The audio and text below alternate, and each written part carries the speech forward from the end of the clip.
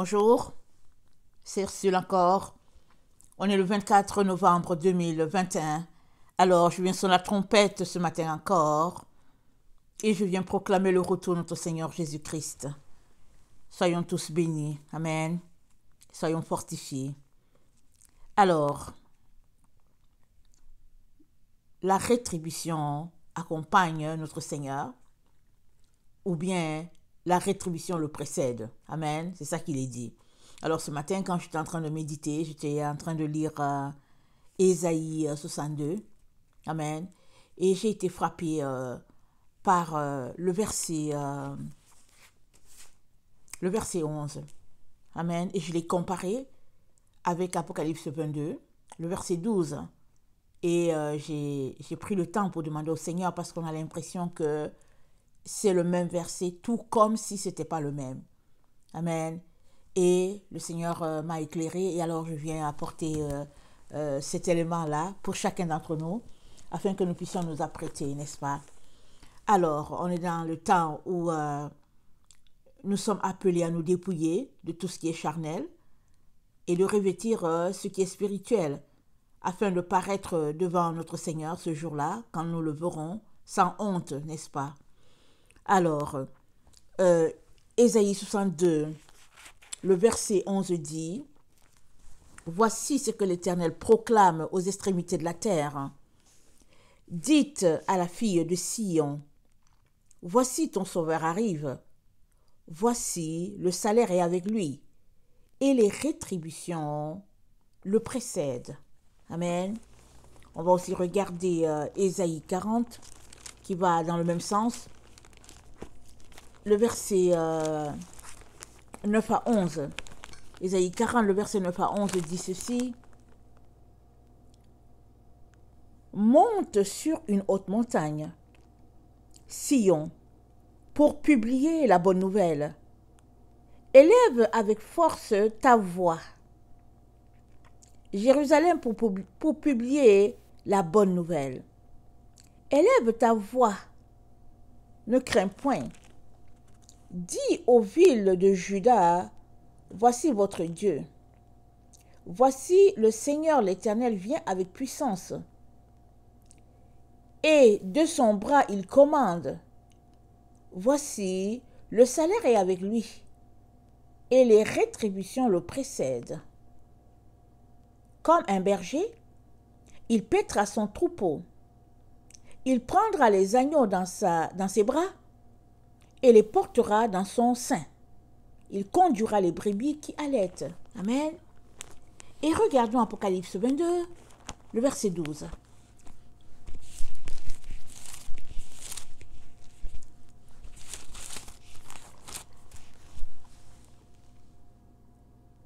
Que celui qui est injuste soit encore injuste, que celui qui est souillé se souille encore, et que le juste pratique encore la justice, et que celui qui est saint se sanctifie encore. Le verset 12. Voici, je viens bientôt, et ma rétribution est avec moi, pour rendre à chacun selon ce qu'est son œuvre. Amen. Alors, Apocalypse 22, le verset 12 nous dit, je viens bientôt de la part de notre Seigneur, et il dit, ma rétribution est avec moi, pour rendre à chacun selon son œuvre.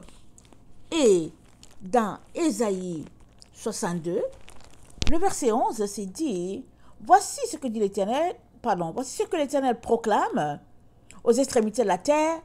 Dites à la fille de Sion, voici ton sauveur arrive, voici le salaire est avec lui, et les rétributions le précèdent. Amen. Alors, Ésaïe nous dit, les rétributions précèdent notre Seigneur.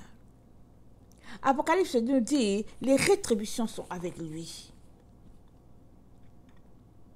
Alors, qu'est-ce que le Seigneur est en train de dire?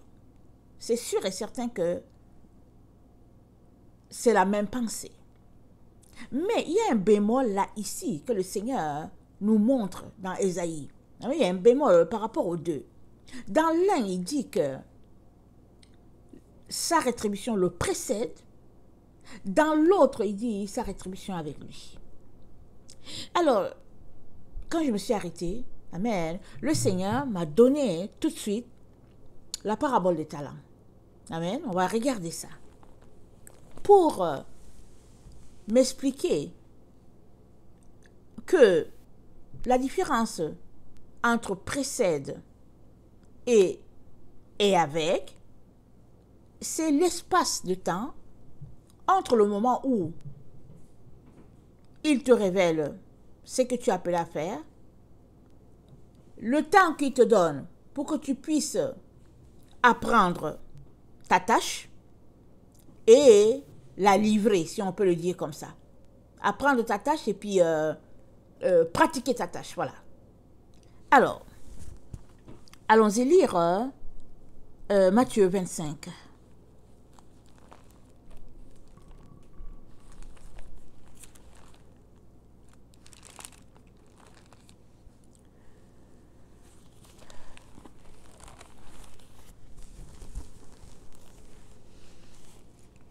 Lorsque le Fils de l'homme viendra dans sa gloire avec tous les anges, il s'assiera sur le trône de sa gloire. Toutes les nations seront assemblées devant lui. Il séparera les uns d'avec les autres, comme le berger sépare les brebis d'avec les boucs. Et il mettra les brebis à sa droite et les boucs à sa gauche. Alors le roi dira à ceux qui seront à sa droite, venez, vous qui êtes bénis. Attendez, non, attendez, je lis ça trop tôt, excusez-moi. Parabole des talents. Il en sera comme d'un homme qui, partant pour un voyage, appela ses serviteurs et leur remit des talents. Il donna 5 talents à l'un, 2 à l'autre, et un troisième, et un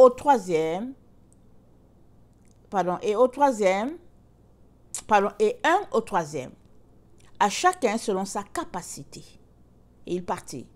Donc, le maître donne tout ce que tu reçois, c'est en fonction de ta capacité, ou bien de tes capacités. Mais qui t'a donné ces capacités-là? C'est Dieu. Amen.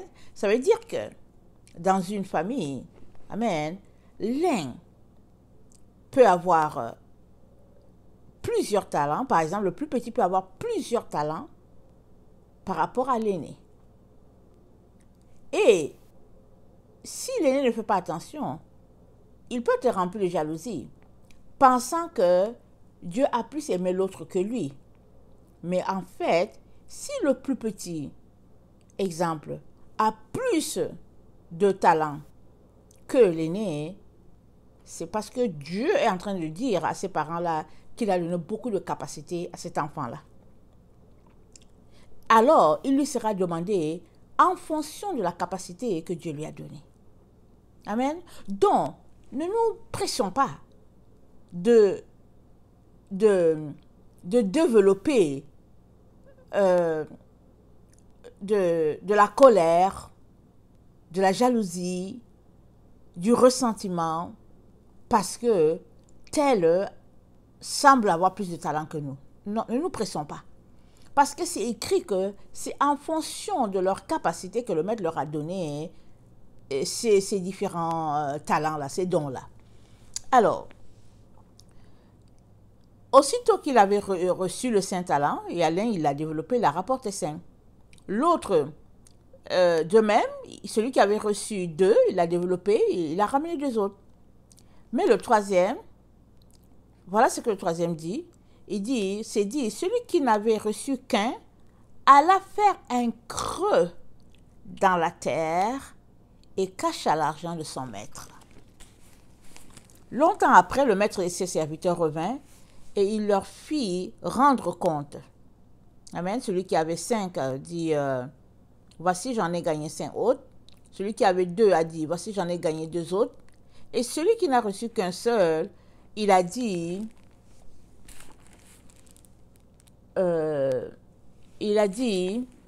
Seigneur, je savais que tu es un homme dur, qui moissonne où tu n'as pas sémé, et qui amasse où tu n'as pas vanné. J'ai eu peur, je suis allé cacher ton talent dans la terre. Voici, prends ce qui est à toi. Son maître lui répondit, serviteur méchant et paresseux, tu savais que je moissonne où je n'ai pas semé et que j'amasse où je n'ai pas vanné.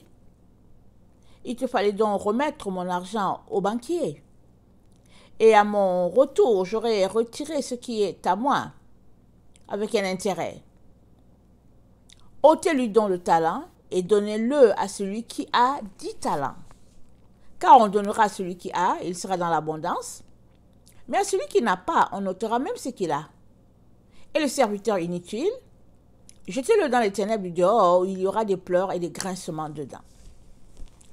Alors, on retourne dans Ésaïe 62, le verset 11, ça nous dit que le Seigneur y revient et sa rétribution le précède. Amen. Dieu est en train de nous dire ici que, avant qu'il te donne ta récompense, amen, il te la donne sur la base de quelque chose. Amen. Parce qu'il t'a remis. Il t'a remis des dons, si on le prend comme ça. Les talents ici, c'est l'argent, mais ça fait aussi allusion aux différents dons. Amen.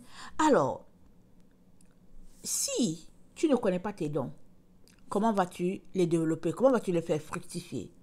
Et maintenant, si tu les connais, quelle est la place que tu accordes à Dieu pour pouvoir prendre soin de ce qu'il t'a confié? Parce que tu travailleras pour quelqu'un en fonction de ton amour pour cette personne, en fonction de la crainte que tu as pour cette personne. Je ne parle pas de peur, je parle de crainte.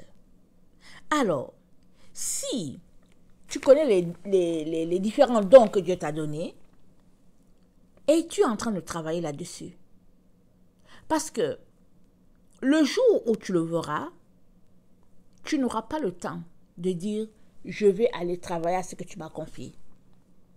Pendant que tu l'attends, pendant que tes yeux ne l'ont pas encore vu, c'est ce temps-là que tu as pour pouvoir travailler à tes talents, pour pouvoir travailler au don qu'il t'a confié. Et pour cela, tu as besoin de crainte de Dieu et d'obéissance à ce Dieu-là. Et la crainte de Dieu, la Bible nous dit, c'est le commencement de la sagesse. Ça veut dire que tu as besoin de sagesse pour pouvoir asseoir les bases solides pour notre Dieu en fonction de ce qu'il attend de toi. Et ce que tu feras pour ce Dieu-là dépendra de la place que tu lui accordes dans ton cœur. Évidemment, si tu lui accordes 5%, le travail que tu vas déployer pour lui, ce sera 5%. Si tu penses qu'il mérite ta louange, ton adoration, ton obéissance, tu travailleras aussi en fonction. Mais si tu penses aussi qu'il ne mérite pas, qu'il est méchant, alors tu feras ce que l'autre a fait. Qu'est-ce que l'autre a fait? On lui a donné un talent, on l'a su, en fonction de sa capacité, et il a traité et jugé son maître de méchant. Il l'a traité et jugé de... comment il a dit ça là? Il a dit... attendez... On dit, celui qui n'avait reçu qu'un talent s'approcha ensuite et il dit, Seigneur, je savais que tu es un homme dur, qui moissonne où tu n'as pas sémé et qui amasse où tu n'as pas vanné. Tu moissonnes où tu n'as pas sémé et tu amasses là où tu n'as pas vanné. Ça dit, il a peint son maître en noir, carrément. Alors que son maître, ou bien alors que... son salaire, disons, dépend de son maître, puisque le maître revient et le maître lui rend selon qu'il a fait fructifier le bien ou pas. Mais regardez, le maître revient, au lieu d'accueillir son maître, de le louanger, lui, il dit plutôt le contraire. Il dit à son maître, tu n'as pas bien fait la chose. Tu as fait ceci, tu as fait cela, tu as fait ceci, et puis donc voilà, je suis allé enterrer ton bien, je l'ai enterré. Et puis prends ton bien et puis voilà. Et on se rend compte que le problème, ce n'est pas le maître qui l'a, c'est le serviteur qui a un problème. Il a manqué de considération envers son maître. il l'a traité avec beaucoup de mépris. Et le maître, donne la raison pour laquelle il a traité son maître ainsi. Le maître lui dit, serviteur méchant. Donc, il est méchant, ce monsieur-là. Il lui dit, et paresseux. C'est-à-dire, il est paresseux, il ne veut pas travailler. Tu savais que je moissonne où je n'ai pas sémé et que j'amasse où je n'ai pas vanné. Donc, le maître reprend ses propos. Il dit, tu savais ça. C'est-à-dire qu'en connaissance de cause, puisque tu sais que, voilà, selon tes dires, je moissonne où je n'ai pas sémé, j'amasse où je n'ai pas vanné. Il dit, mais pourquoi tu n'es pas allé confier ça à la banque? Pourquoi tu n'es pas allé mettre cet argent à la banque? Puisque tu sais que le mot final, c'est moi le maître qu'il est. C'est moi le maître. Tu le sais. Alors, mais est-ce que tu peux m'expliquer pourquoi tu n'es pas allé mettre ça quelque part où quelqu'un ferait fructifier? Au lieu qu'à la fin, il n'y ait rien qui rapporte de ce cadeau-là que je t'ai donné, au moins, confiant ça à quelqu'un d'autre, peut-être que ça rapporterait un 10%. Peut-être que ça rapporterait un 20%. Alors, il dit, ôtez-lui le talent et donnez-le à celui qui en a 10, celui qui a 10. Car on donnera à celui qui a, et celui qui n'a pas, on ôtera même ce qu'il a. Le serviteur inutile, jetez-le dans les ténèbres dehors, où il y aura des pleurs et des grincements dedans. Un sort vraiment terrible. Une conclusion vraiment triste. Mais, le problème, ce n'était pas le maître qu'il avait, c'était le serviteur. Il était méchant. Il était paresseux. Il ne voulait pas donner la gloire à son maître, tout en sachant qu'il dépendait de ce maître-là pour la suite. Alors, ramenons la situation à nous. Nous qui nous réclamons de Dieu. Nous qui confessons notre Seigneur Jésus, qui disait merci parce que tu m'as sauvé, parce que ceci, cela, Jésus, je t'aime et tout et tout. Sommes-nous en train de travailler à nos talents? Sommes-nous en train de travailler de manière à ce que notre Dieu soit glorifié dans notre attitude? Ou bien, sommes-nous tout simplement en train de jouer au jeu du chat et de la souris avec la pensée qu'on pourra s'échapper? Parce que ce monsieur, je pense qu'il n'a pas réfléchi à la rétribution du maître. S'il avait pensé que la finalité, ce serait ça, il ne serait jamais comporté comme ça. Mais il a été aveuglé par ses émotions. Parce qu'il y a deux émotions ici en cours. Il y a la méchanceté, ça implique nos émotions, et regardez. Et il y a la paresse, ça implique aussi nos émotions. Quelqu'un qui est paresseux ne veut rien faire, et puis il est taciturne, et puis bon, il se plaint de tout, et puis bon, il aime dormir au lieu de travailler, et puis bon, toutes sortes d'histoires. Alors, allons-y encore plus loin. Alors, la méchanceté, la paresse, tout cela, c'est connecté au domaine de l'âme. Amen, parce que dans notre âme, nous avons notre volonté, nous avons notre intelligence, nous avons, quoi d'autre? Nous avons nos émotions qui sont là, nous avons, qu'est-ce que je peux encore citer? Et j'en passe, et Jésus-Christ dit, que donnerait un homme en échange de son âme? Là où tu es là, toi qui m'écoutes, que donnerais-tu en échange de ton âme? Jésus-Christ te pose la question. Parce que si ton âme périt, c'est fini pour toi. Si ton âme périt, c'est fini pour toi. Alors, l'intelligence que Dieu nous a donnée, qui est du domaine de l'âme, n'est pas là pour nous perdre. Dieu ne nous a pas donné ces choses-là pour nous perdre. Il nous a pas donné l'intelligence, la volonté, les émotions, le rire, la colère, tout ça. Il n'a pas donné ça pour nous perdre. Au contraire, toutes ces choses-là qu'il a mis en nous sont là pour notre édification et pour l'édification du corps de Christ. Alors, s'il vient que ça fait défaut ces choses-là dans notre vie, s'il vient qu'on a des faiblesses par rapport à ces choses-là, il est très très important qu'on puisse les régler à temps pour ne pas nous retrouver à être aigris et puis finalement, au lieu de régler nos problèmes, dire que c'est le maître qui est le problème. Et beaucoup d'enfants de Dieu aujourd'hui accusent Dieu dans leur situation.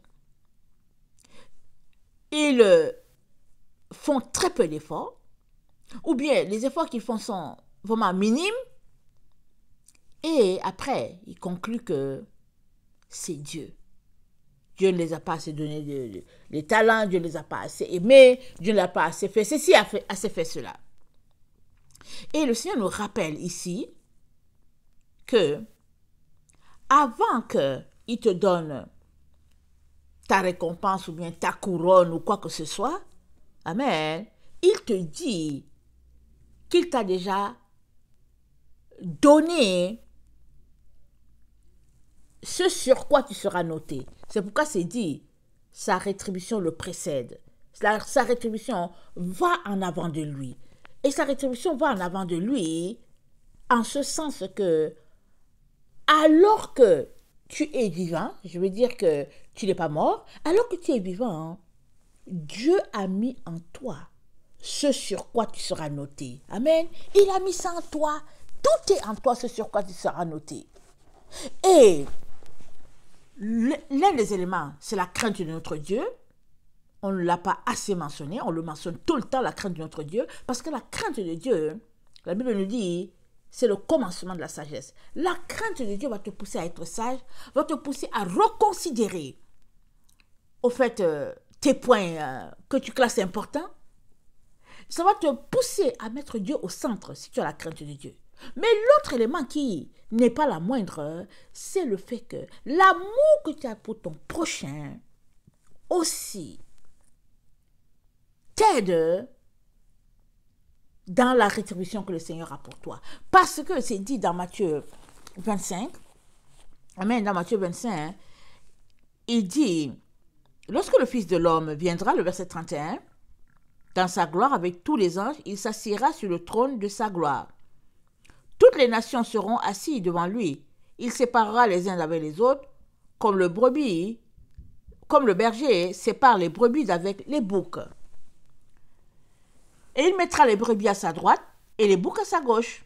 Alors le roi dira à ceux qui seront à sa droite, venez, vous tous ceux qui êtes bénis de notre Dieu, de mon Père, prenez possession du royaume qui vous a été préparé dès la fondation du monde. Car j'ai eu faim, vous m'avez donné à manger. J'ai eu soif, vous m'avez donné à boire. J'étais étranger, vous m'avez accueilli. J'étais nu et vous m'avez vêtu. J'étais malade et vous m'avez visité. J'étais en prison et vous êtes venu vers moi. Les justes lui diront, Seigneur, quand avons-nous vu avoir faim? Et t'avons-nous donné à manger ou avoir soif? Et t'avons-nous donné à boire? Quand avons-nous vu étranger? Et t'avons-nous recueilli? Et nu? Et t'avons-nous vêtu? Quand avons-nous vu malade ou en prison? Et sommes-nous allés vers toi? Et le roi leur dira, je vous le dis en vérité, toutes les fois que vous avez fait ces choses à l'un de ces plus petits, de mes frères, c'est à moi que vous les avez faites. Amen. Alors, chaque fois que tu fais quelque chose à quelqu'un, tu le fais à Jésus. Amen. On le sait tous. Mais, jusqu'où sommes-nous prêts à aller? Amen. Pour que cet amour-là soit tenu en compte, soit considéré par notre Seigneur. Jusqu'où? Parce qu'il est très important que toi et moi, nous puissions nous donner totalement, nous puissions renoncer complètement à nous-mêmes. C'est ça qui est dit. Si tu ne renonces pas à toi et que il y a dans tout ce que tu fais, combien les émotions t'emportent et combien la convoitise t'emporte et combien tu juges l'autre et tout, tu ne feras rien pour l'autre. Parce que tu te diras, oh non, il y a déjà une voiture jaune et puis si je lui donne cette voiture bleue, finalement c'est moi qui vais me retrouver avec une seule voiture noire. Alors, bon voilà, donc je ne bouge pas. Oh, tu entends bien le Seigneur te dit, donne-lui la voiture. Donne-lui la voiture. Tu ne sais pas si cette personne-là a prié pour avoir cette voiture-là afin d'aller transporter ses légumes d'une ferme à l'endroit où il va les livrer. Tu ne sais rien. Le Seigneur veut seulement que tu obéisses, mais toi, tu es toujours là en train de comparer, en train de convoiter, en train de bloquer ce que Dieu veut faire. Et le Seigneur lui-même, il dit que ceux qui iront au châtiment, c'est ceux-là qui, ils ont vu leurs frères avoir faim, ils ne les ont pas aidés. Ils les ont vus avoir soif, ils ne les ont pas donné à boire. Ils les ont vus nus, ils ne les ont pas vêtus. Ils les ont vus malades, ils ne les ont pas visités. Alors, Jésus-Christ, quand il viendra, amen, il viendra pour nous donner ce qu'il a pour nous. Parce que il nous a déjà révélé les bases sur lesquelles nous serons notés. Si toi, tu ne sais pas quelles sont les bases, quels sont les talents qu'il a mis en toi, ça veut dire que tu n'as pas cherché. Et ça veut aussi dire qu'il n'est pas trop tard. Il n'est pas trop tard. Tu peux encore mettre les bouchées doubles. Mais il n'est pas trop tard de demander au Seigneur, qu'as-tu mis en moi? Qu'as-tu mis? Quels sont les talents que tu m'as donnés? Parce qu'il y a certaines personnes qui disent qu'elles ne savent pas, elles ne voient pas leurs talents. Mais tout un chacun, Dieu a donné des dons à tout un chacun. Dieu a béni tout un chacun.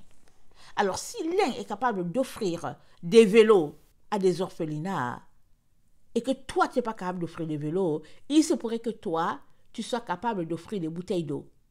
Et si tu n'es pas capable, il se pourrait que tu sois capable de donner de ton temps pour la gloire de ce Dieu-là. En ce sens que tu peux aller dans les hôpitaux et puis proposer ton service. Tu peux, peu importe, tu es capable de faire quelque chose. C'est ça que Dieu dit. Il dit qu'il vient. Sa rétribution le précède. Ça veut dire que déjà, pour qu'il te note, pour qu'il y ait une finalité à ton dossier, il faut bien qu'il y ait eu un départ. Et le départ, en partant, amen, vient quand tu as déjà la volonté de faire quelque chose. Si tu n'as pas la volonté de faire quelque chose, tu vas toujours dire, oh non, je ne vois pas mon talent, je ne vois rien. Mais si tu as la volonté de faire quelque chose, si tu as la volonté d'aider, tu as la volonté d'aimer ton Seigneur, tu as la volonté d'aimer ton frère et ta soeur, tu verras les talents sont là devant toi. Tu les verras.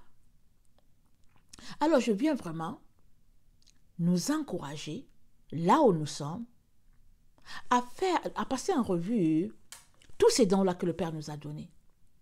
Même si c'est minime, même si on a l'impression que ce n'est pas grand-chose. Passons en revue. Peut-être que tu n'as pas tellement les moyens pour pouvoir donner un coup de main à quelqu'un. Mais peut-être que tu as ton balai et que tu as ta serpillière et que tu peux traverser pour aller faire le ménage chez la voisine d'en face. Et peut-être que tu peux aller proposer ton aide à l'endroit où les démunis viennent manger. Tu peux proposer ton aide en tant que bénévolat. Et pendant que tu es en train de faire ces choses-là, tu le fais, sachant que c'est pour ton Seigneur que tu fais. Tu n'attends pas qu'un homme te félicite. Tu n'attends pas que quelqu'un puisse te récompenser. Parce que ta seule récompense, c'est Jésus-Christ. Et il te dit que quand il viendra, sa rétribution est avec lui.